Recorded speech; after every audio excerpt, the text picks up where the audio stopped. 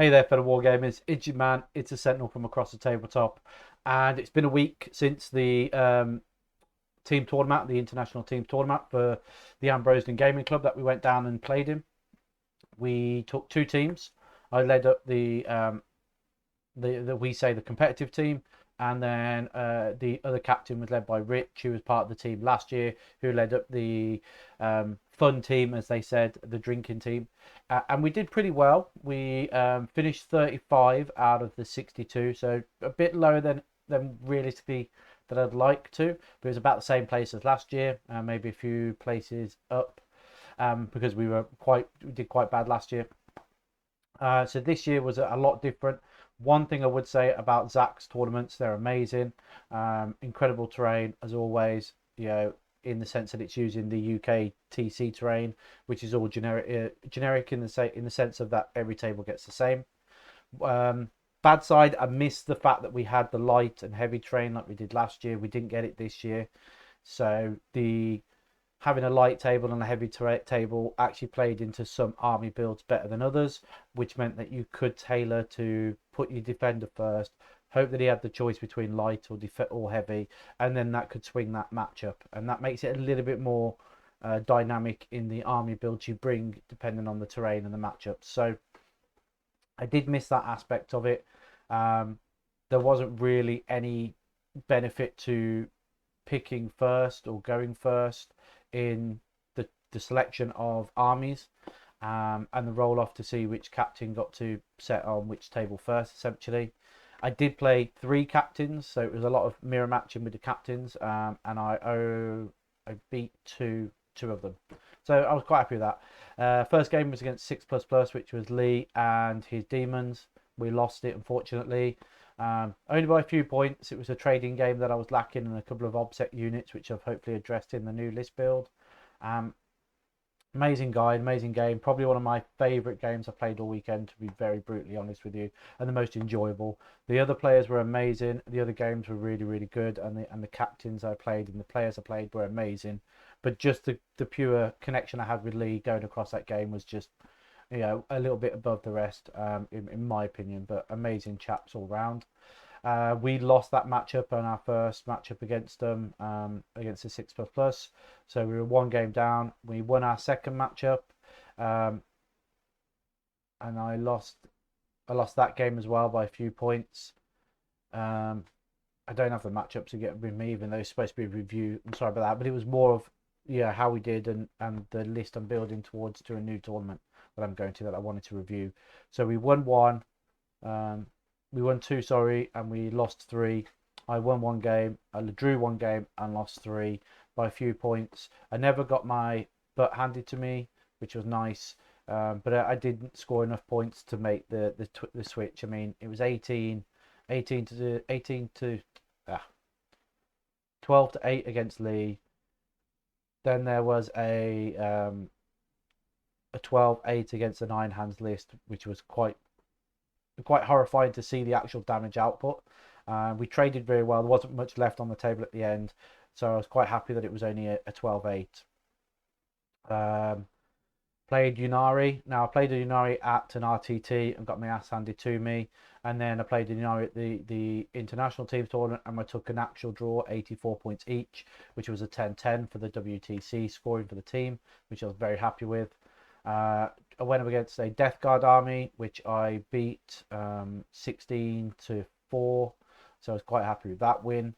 And then my other loss was against Iron Hands.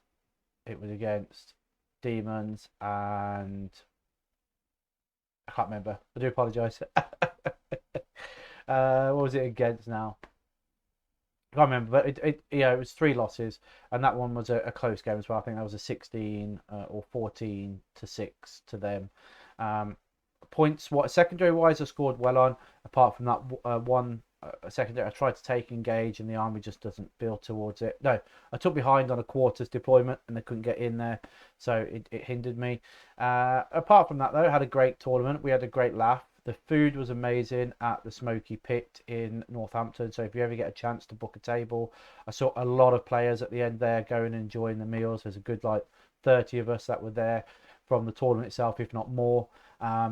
Enjoying the fantastic food at the Smoky Pit Northampton. So well done, Rich, from the team for picking that out. The team had amazing. I do have to got to mention Chris in the fun team. He went 5 games without losing a game. So well done, Chris. He's now the top player in the club now, 5 wins and no losses at a team event. So to pat on the back for that with his salamanders, no less. Yeah, we all had a great time. But moving on to pastures, I've now officially moved to the Twisted Dice team, essentially over at Twisted Dice with Darren, and we're putting a team together for the Birmingham team tournament in May. I will be taking Orcs for that, and it'll probably be a similar sort of list to what Nick runs at the moment, which is Beast Snaggers. I'm looking at probably running 100 Beast Snaggers. Would that be about right? 100, no, a bit less than that. So it's 4 units of 15, which is 30, unit of 20, which is 50 Beast Snaggers, and then it'd be 50 Beast Snaggers, yeah, with 30 odd Gretchen, 12 of the, probably 8 of the Beast Snagger boys on Beast Snaggers on Hogs, essentially. The riding rung, the riders, with 2 Beast Snagger knobs with them. And then probably a war boss on Beast Snagger, a Squigsaw, and a Psyker, maybe a truck, and a battle wagon, just to get them around. That's sort of idea there already, with a few tweaks. But that's going to be an interesting. The Beast Snaggers are just amazing at the moment. Really enjoyable to play against, really enjoyable to play. So that'll be the list, Orkies in the team tournament. And I'm just hopefully just going to put enough bodies on the table that they have to chew through them, and I score primary well. That's the plan. Okay, so RTT coming up at Twisted Dice. It's going to be my first event there as the captain of Twisted Dice team. I'm going to be taking my Imperial Fists. So let's have a quick look at what changed. If that's quickly. So this was the list I took to the International Teams Tournament. It's the 4 Gladiators, a Leviathan, the 3 units of suppressors, 2 characters, scouts, and all that sort of good thing. The tactical squad with a Razorback and a Devastator squad with some las cannons in the middle. So essentially what's happened is I realized I didn't have I had plenty of bodies, but the bodies weren't in the right format. So I didn't have any obsec. So the suppressors were really nice for that secondary behind the lines, but they didn't hold the objectives. They came down, they did the secondary, and then they didn't kill anything, unfortunately. Even though I had like, what's that, 27 shots at strength 7, they just didn't kill anything, unfortunately. By the time I took the modifier into moving and shooting, and they actually rolled to hit and rolled to wound, and they made their armor saves, I was lucky to kill 1 Marine or 2 or 3 Marines, which wasn't enough to kill the unit off the objective, which wasn't enough to stop them scoring primary. So essentially, even though I love the suppressors, they work really well with the doctrine of ours, the super doctrine with the extra damage and strength 7, they don't kill anything. And that's what the biggest takeaway from the team tournament is. The suppressors just do not kill anything. Great for secondary, just do not kill anything, unfortunately. The 2 units of scouts, amazing. They didn't kill anything either, but they came down and did the secondary really, really well, which was just to go behind enemy lines and then just score that points. The infiltrators, the 1 unit of infiltrator that I have in this squad wasn't enough. Generally sat in the middle or just off my lines, and then I pulled them off the board to try and score that last behind enemy lines later in the game. And if I didn't go first, then they would generally get charged or killed. Or so, the infiltrators are going to probably get changed. Well, the new list has got 2 units of these now, and then the Thunderfire cannon essentially is gone. I love it. I really do like it, but it killed, I think, 3 chaos demons. It was the biggest game it met. The biggest impact it had was against Lee in the demons list, because he had over 5 models, so it was like 12 shots, and then it was a 4-pin bomb. But apart from that, it did nothing. Against the Death Guard, it didn't even wound, as in it didn't get through his armor saves. The Yunari, it got taken out turn 1. It was tagged and then killed by some shadow bikers or whatever they're called. Against the Iron Hands, it ignored. I used it to try and ignore the first failed armor save on the what they called on the infiltrators, which it did, but apart from that, that was it. And it was just devastating. It didn't quite work out the way I wanted to, so it's getting dropped. The Devastators were lovely, did the job, but they came out, they shot, they died, unfortunately, because they've got to be in position to shoot, and then they get shot back and they die really easily, so they've gone. So that was the list. Really enjoyed it. Gladiators are still there. The Leviathan worked fantastically. Held up its own against a lot of things. Was that massive Carnifex threat that we talk about, that big threat in the middle. Suppressors did their job as usual, sitting on that back objective, screening, pressing the button. So that's the list that I took, and then this is the changes essentially I'm going to be doing now. So the RTT that I'm changing, the Servitors are still there, Primaris Techmarine still there. All I've done is taken the Rights of War off. Don't need it anymore. It's not doing the job. Save the CP. Hand of Dorn. It's just the extra CP.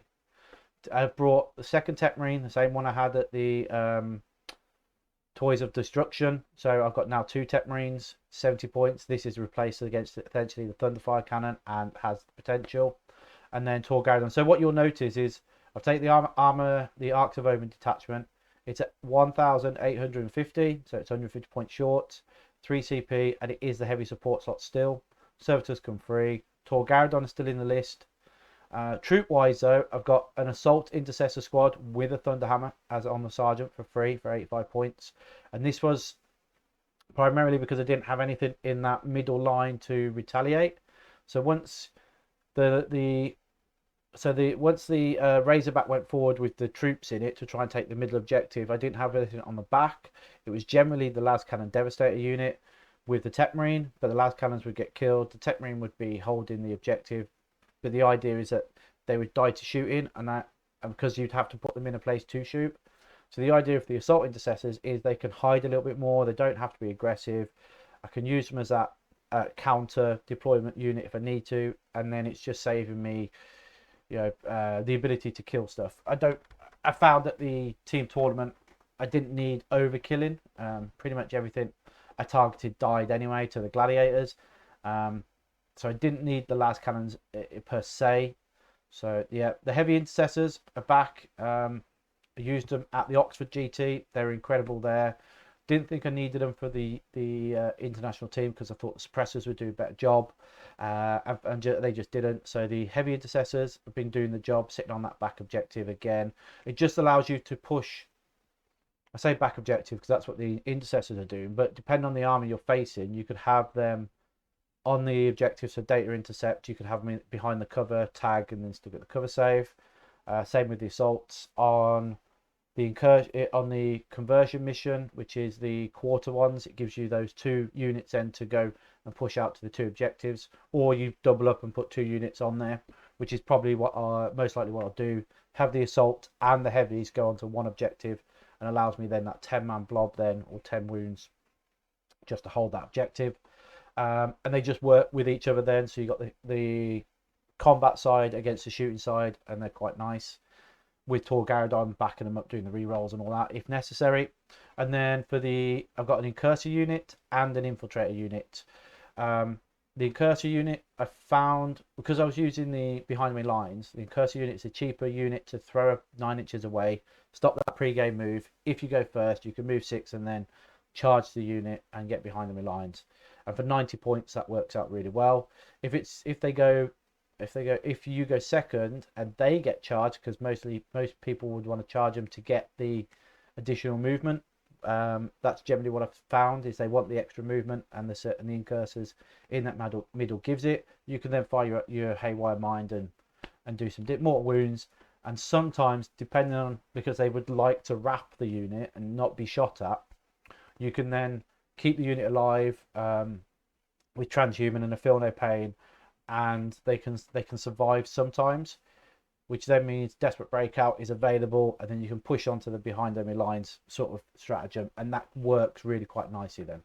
And then of course, because they are then sat behind the lines, you get the extra CP from that secondary. The infiltrators are still there because demons are still a big threat, and after going against Lee, I need to protect him a little bit more. I played against the Berserker list, what are they called, the World Eaters list, and just stopping that, you know, demons coming in within your range of leadership or something like that. They stop all that sort of silly mechanics. So that's what they're going to be. They're going to be more of a defensive unit now instead of that midfield unit.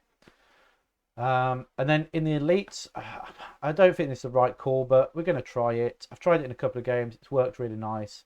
I needed another threat essentially, so I've gone with the Centurion Squad.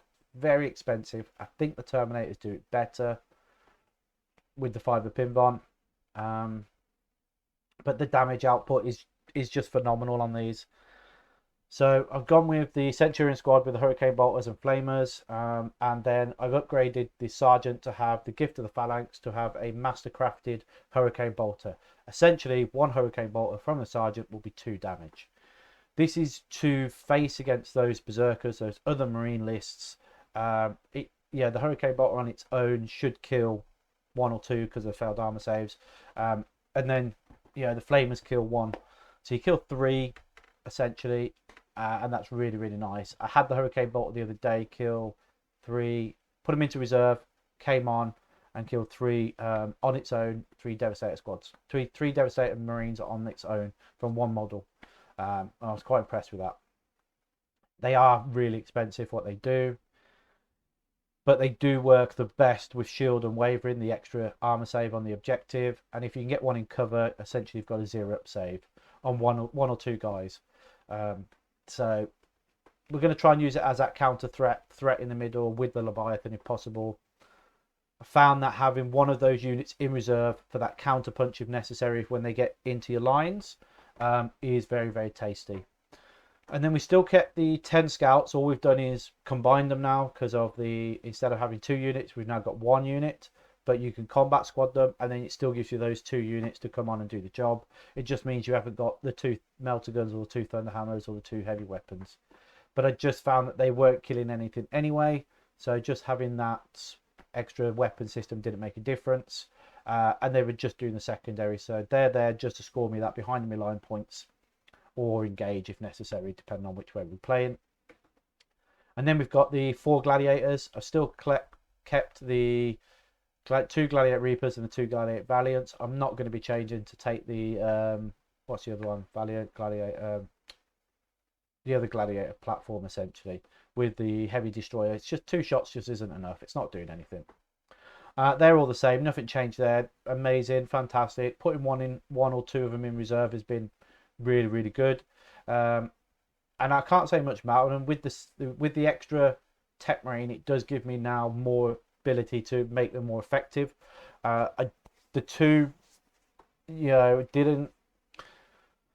2 was nice, but I generally felt having a 3rd because of the positioning, and when you spread out later on in the game, just having the extra Techmarine allows me to make one of them more efficient, and then they just go off a little bit more. And then you'll notice I've got a super heavy auxiliary detachment, the Imperial Knight, and we've gone with a Armiger Warglaive. This is the Melter Lance, the Melter Gun on top, and then the Chain Reaper. The biggest thing that I found in the team tournaments, I didn't have an OBSEC unit that was going to be threatening the back objective.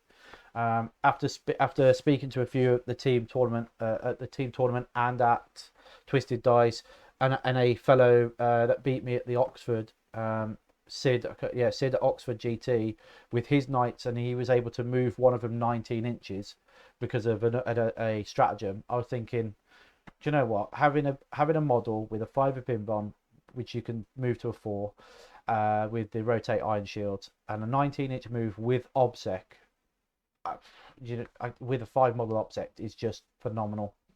So he's going to be used as, because I was struggling to hold objectives, as one of those units. I'm just going to missile up there to hold an objective and deal with it. You get no primary 1 or 2 because of the Tide of Conviction, and then Data Scribe, he just missiles himself up there, stops at turn 1, turn 2, turn 3, turn 2, turn 3 sort of scoring, and then hopefully with a rotate iron shield I can keep him alive.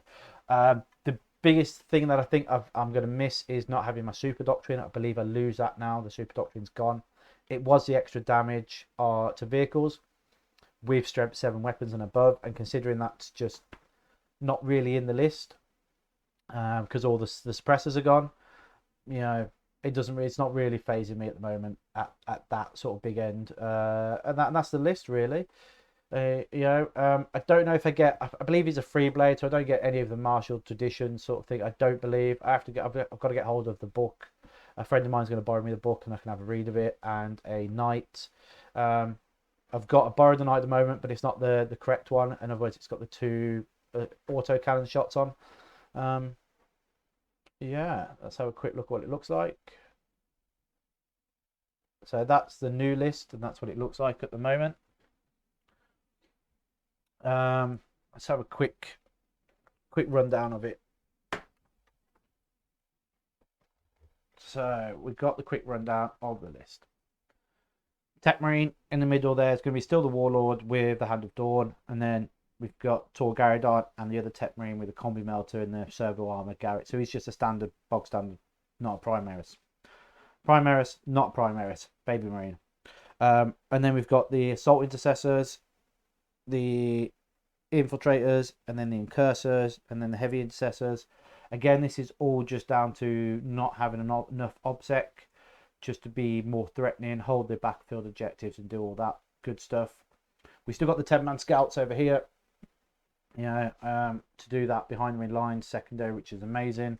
I have given them a missile launcher just in case, and then the Combi-melta on the sergeant and the heavy bolt thunderhammer, and then the Centurions.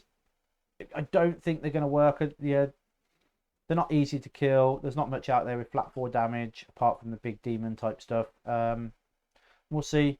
I've used them in a couple of games again, and it's just the threat overload that they have. It's just that scary threat, but I think a Contemptor might just do that job better. Okay, then we've got the Gladiators doing their job still, and then the Knight, like I said, it's not the autocannon one, it is the melter laser, but it's to the missile up there to take that objective. Even if he survives like till, I could hide him till turn 3 or 4, and then I can missile him up then if I need to get one of those objectives off the back. He's not really there to kill stuff in the shooting, but the Chainsword is really, really good still. Strength 10, AP 4, ridiculous amount of damage. I think it's 3 or something like that. Flat AP 4, 3 damage. But you've got a stratagem, so you can do 4 attacks, or you can do 8 attacks, and then there's a stratagem to make it 12 attacks with the sweep at AP 3, 1 damage. But it's just a great horde clearance if I need it. Not that I do need it with all the guns I have, but it just gives me that ability to be a little bit more threatening on the objective. He still gets object skewer and he's 5 models. So having object skewer and 5 models on a model like that in my army has got great potential to be a distraction while the others do their job. You can't really ignore him. He will just come around and do the damage, and he goes up really nicely with the army. Okay, so that's the list. I don't want to badger too much more about it. It is an RTT. It is 30 players at the moment for 3 games. It is going to be an interesting day. 30 players, 6 games, 3 games, sorry. 30 players, 3 games, RTT. There's about 5 World Eater players. There's Nick's going with his Orcs. We've got Chris going with his Salamanders. These are the 2 guys who went to the tournament with us from the other team. We've got the Astra Militarum new list with the Kazakan and the tanks, essentially, or the artillery tanks. Not the artillery tanks. It's got the mortar teams in every squad, I think, in the Cajun squads, but it's a really good meta list at the moment. We've also got some other units in there. I can't remember all of them at the moment. I think Tau, I saw Tau, a Votan. There is definitely a Necron list going to be there. There's going to be a good wide range of lists. There's Ultramarines, there's Iron Hands. There's going to be quite a few of the Twisted Dice guys down there. So it's all about seeing how they get on. Hopefully getting some pairings into them to see how they play. And just going to have an enjoyable tournament at the RTT, essentially. Hopefully, anyway. Hopefully we get a couple of wins. I'd like to say, with the 30 players going, I definitely want to win 2. I definitely want to win 2 games.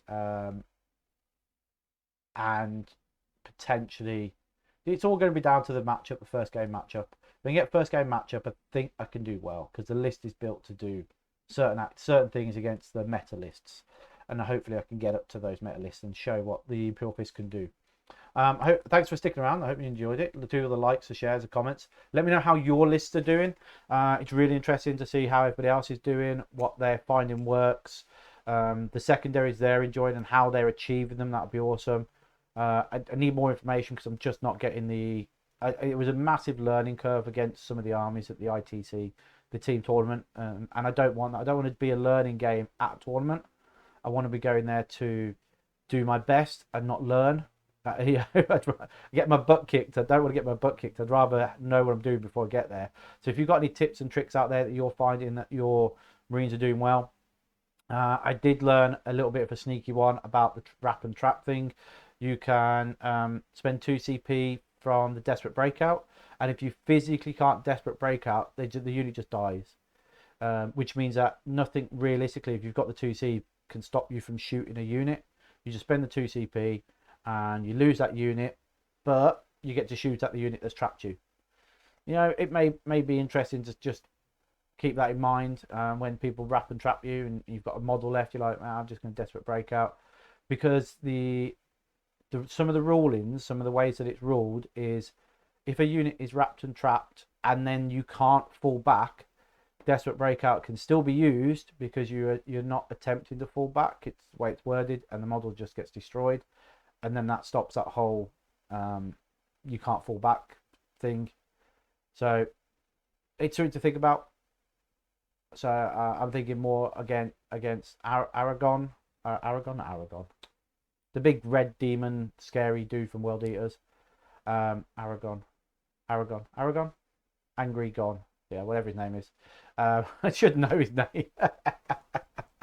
But hey, that's the list. That's the RTT. Like I said, do all the likes and shares and everything. Subscribe. Hope you enjoyed, and I'll catch you later. And bye bye.